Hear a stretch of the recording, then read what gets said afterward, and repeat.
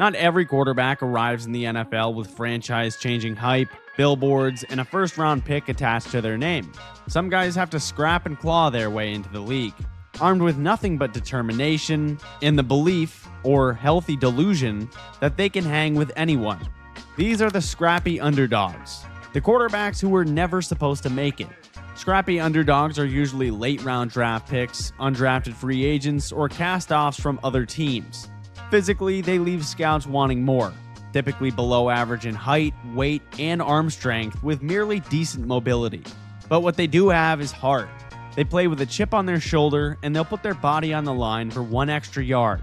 They usually start their careers competing for a roster spot, but end up competing for the starting job on weaker teams a couple years in. They thrive on the idea that their competitive fire can give their team the spark it needs. Coaches know they have no shot at winning the Super Bowl with most of these guys, but they'll give you everything they've got regardless because they constantly feel the need to prove themselves. Nothing was ever guaranteed for them, and they carry that energy through their career. On the flip side, Scrappy Underdogs often have a very low ceiling. Once defensive coordinators get some tape, or once the adrenaline of their underdog run wears off, they can struggle to sustain success. Unlike a bridge quarterback, we'll discuss them later, who signed specifically as a stopgap veteran, Scrappy Underdogs usually start as backups or even third stringers before fate gives them a shot. And unlike the system quarterback, these guys rarely fit into a perfect scheme. They're improvisers who rely on grit, rather than executing an offensive game plan schemed up by an elite coach. Some examples are Gardner Minshew, who gained a cult following in Jacksonville, or Taylor Heineke, who nearly toppled Tom Brady in a playoff game despite being a relative unknown, and Case Keenum with the Vikings in 2017. The greatest success stories of the Scrappy Underdog mold are Kurt Warner, and also, as odd as it may sound, Baker Mayfield. Yes, he was the number 1 overall pick, but he was a walk-on in college and was being labeled a bust before signing with the Buccaneers. And if you've ever watched him play, you know he plays with the perfect Scrappy Underdog energy.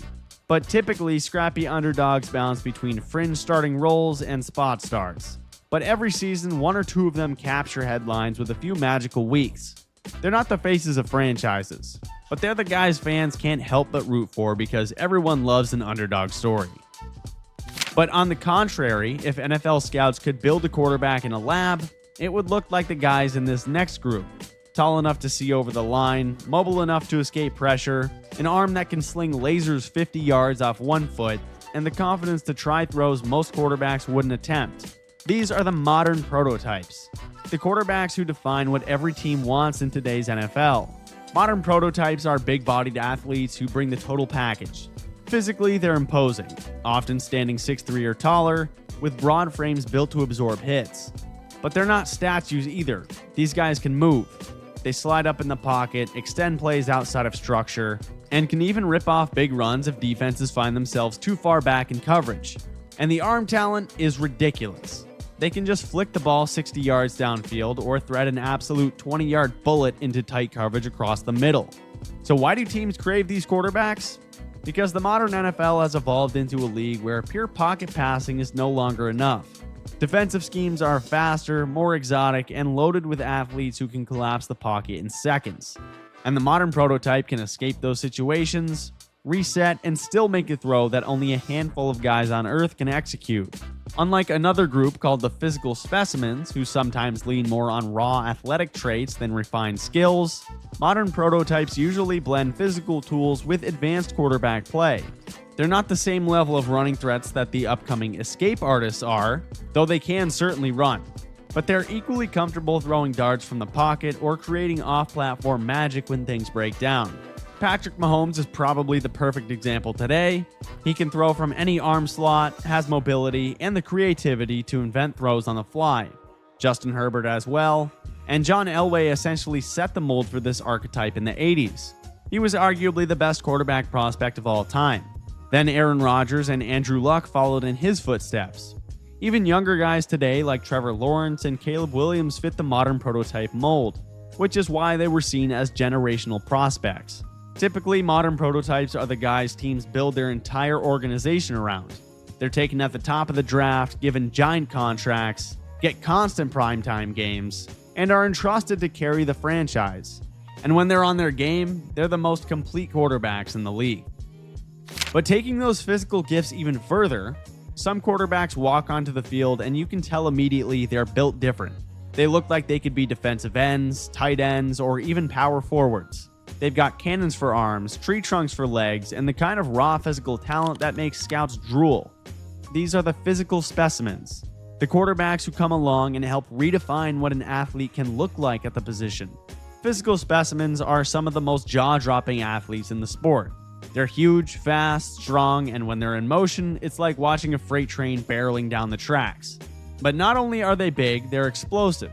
They can shrug off sacks, stiff-arm linebackers, and launch the ball 70 yards in pads if they get everything behind the throw.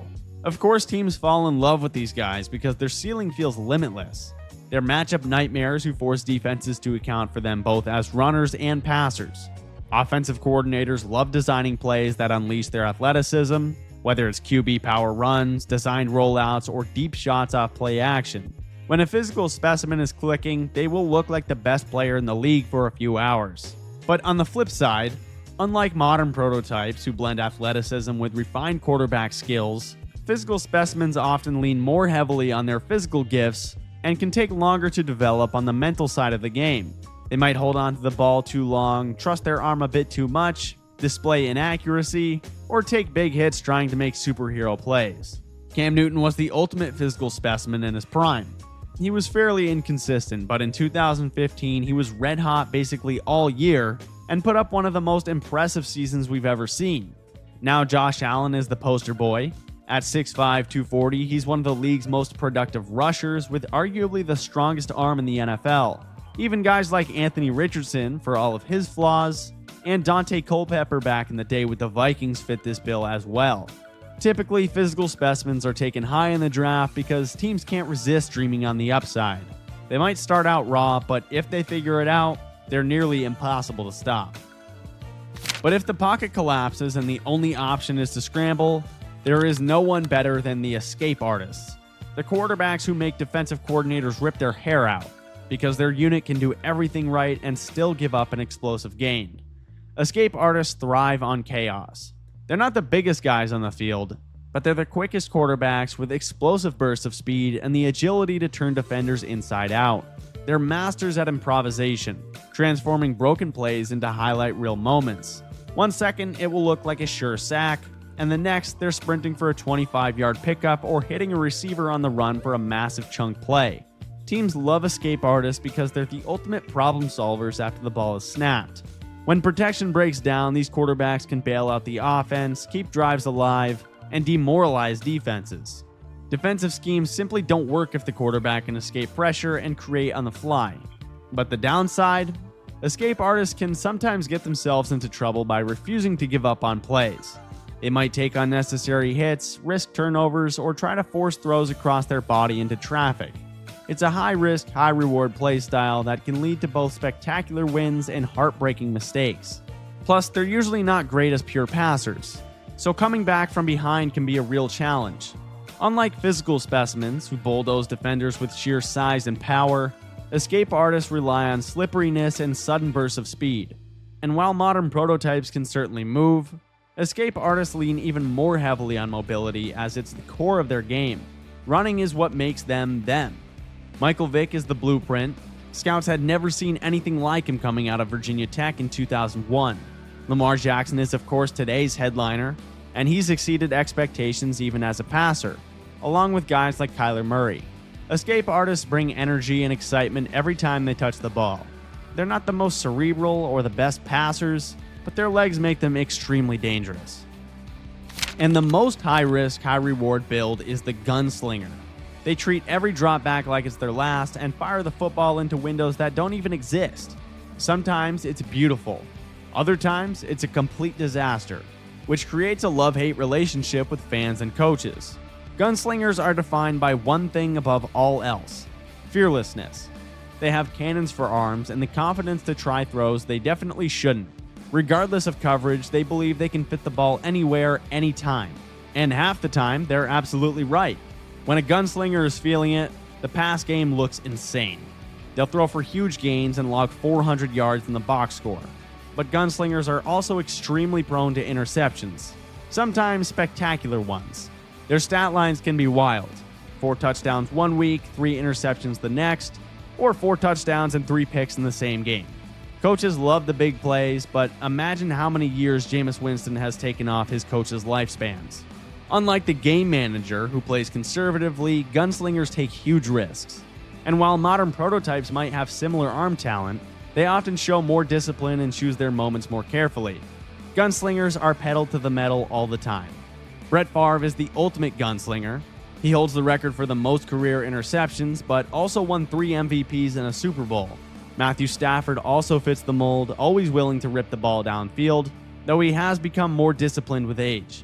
And Jameis Winston has the most gunslinger season of all time, throwing for 5,100 yards, 33 touchdowns, and 30 interceptions in 2019.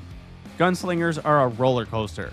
If you're a fan of a team quarterbacked by one, any given Sunday might be the time of your life, or make you throw up. Unlike the field generals, who are basically the NFL's chess grandmasters, they're the quarterbacks who have essentially mastered the game of football, as they beat you not with sheer physical gifts, but with their brains. Field generals are obsessed with preparation. They live in the film room, memorizing coverages, defensive tendencies, and subtle tells from linebackers and safeties. They're masters at reading defenses before the snap, calling out blitzes, shifting protections, and adjusting routes on the fly. And when the ball is snapped, they process information at warp speed. The field general is an extension of the coaching staff. They can run a no-huddle offense without thinking, manage the clock perfectly, and pick apart defenses with surgical precision. Even when their physical tools decline, their minds can keep them elite. But there is a catch. If their mobility gets so bad that they can't even shuffle around in the pocket, or their arm strength starts to really fade, they can struggle to execute the very calls they draw up so brilliantly. Unlike the gunslingers, who live for big risks, field generals thrive on consistency and efficiency. They're perfectly happy throwing a 5-yard out over and over if it's open. And while they don't have the mid-play improv skills of the escape artists, they make up for it with anticipation, timing, pinpoint accuracy, and sheer football genius. Peyton Manning is practically the textbook definition. He'd stand at the line of scrimmage, flail his arms around, and audible until he found exactly the right call. Just like Tom Brady. And Drew Brees had a weak arm, but he processed information so quickly he became one of the GOATs. Even Tony Romo, though not on the same level as those guys, was an undrafted prospect without amazing physical traits, but he could read defenses and come up with solutions on the fly. These guys are some of the best of all time. They are the face of the franchise, leading the huddle and the locker room with an elite work ethic to boot. They might not be the complete physical package like the modern prototype, but even Patrick Mahomes got blown out by a 43-year-old Tom Brady in the Super Bowl. And not every quarterback is out there inventing new ways to play the game or carrying the entire offense on their shoulders. Some thrive because they've been placed into the perfect environment, a scheme built specifically around their skills, a brilliant play caller dialing up easy completions, and a supporting cast that makes life simple. These are the system quarterbacks, the guys who can look like superstars as long as the machine around them is humming. System QBs aren't necessarily lacking talent. Many have solid arms and alright mobility, but they often lack that extra gear, the ability to elevate an offense completely on their own when things don't go as expected. Instead, they thrive on structure. They're at their best when they can drop back, hit their first or second read, and execute exactly what the play design demands. System QBs are uber efficient. They keep the offense on schedule, avoid catastrophic mistakes, and can rack up impressive stats in the right environment. Offensive coordinators love them because they'll run the play exactly as it's drawn up. But the other side of that coin is when they're forced to take the reins, system QBs can struggle. They're less likely to create magic off script or make heroic throws under duress. Unlike field generals who can mentally adjust to any defense and run any scheme, system QBs often need everything around them to stay as they game planned. And unlike gunslingers, they're cautious and avoid taking unnecessary risks. In some ways, they overlap with game managers, but system QBs can produce bigger passing numbers because of the offensive design.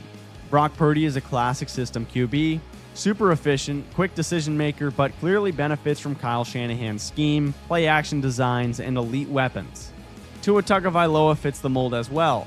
Under Mike McDaniel's offense in Miami, Tua looks sharp and decisive. but his success often hinges on timing throws and yards after the catch from Hill and Waddle. Typically, system QBs are coveted when a coach has a clear offensive identity and wants a QB who won't freelance too much. They can rack up big numbers, even Pro Bowl appearances, but there's always that lingering question. Could they succeed outside this system? System QBs might not be superstars in a vacuum, but in the right setup, they're proof that sometimes the offensive scheme is just as important as the man running it. And similar, we have the aforementioned game manager, who believes that the best way to win is to simply avoid losing, calmly distributing the ball, taking what the defense gives them, and trusting their defense and ground game to do the heavy lifting. Just keep the car on the road is their motto. Game managers thrive on efficiency and caution. They're usually accurate passers who make quick, safe decisions and rarely force the ball into risky spots. They'll check down rather than gamble on a deep shot, and they're more than happy throwing a 5-yard slant for the 10th time in a row if it keeps the chains moving. Their entire approach revolves around minimizing mistakes. No costly turnovers, no drive-killing sacks, and no unnecessary heroics. But for some teams with a well-rounded roster, that's exactly what they need. A strong defense, a solid run game, and a QB who won't implode under pressure can absolutely win you games and even championships. Just look at the 2000 Ravens, 02 Bucks, or the 2015 Broncos. But of course, game managers lack the dynamic traits to elevate an offense when things go sideways. If the run game stalls or the team falls behind, they're rarely going to be able to mount a 20-point comeback.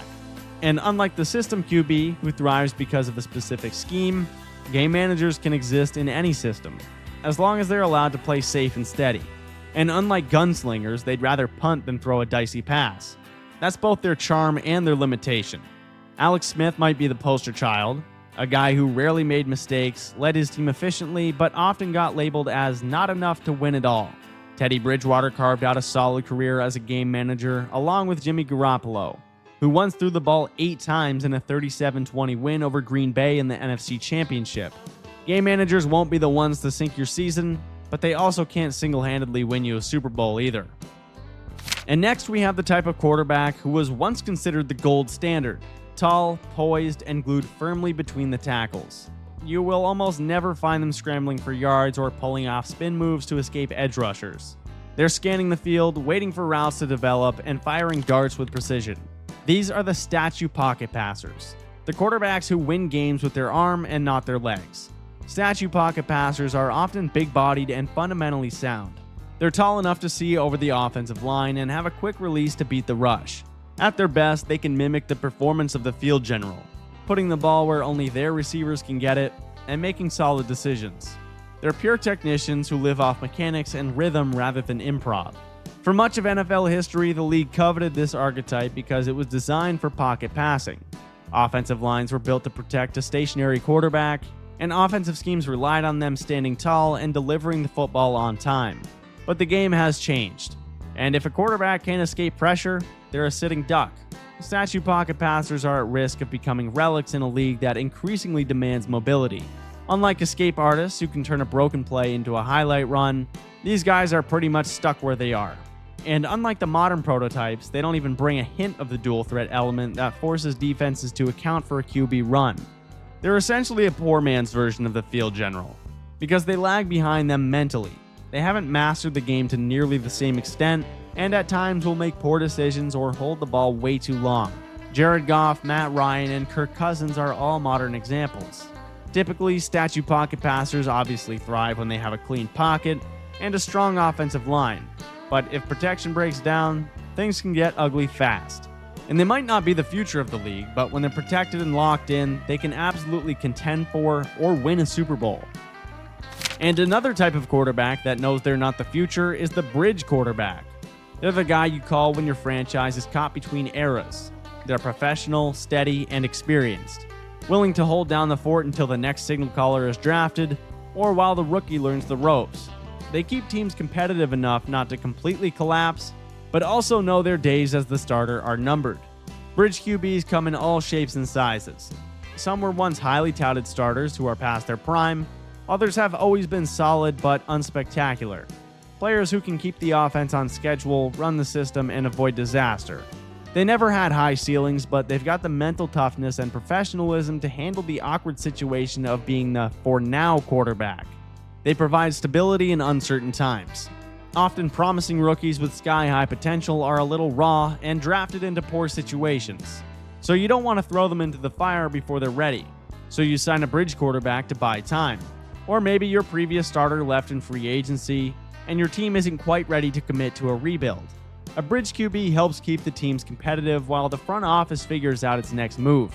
And unlike the scrappy underdog who's trying to prove he belongs, bridge quarterbacks usually know exactly what their role is.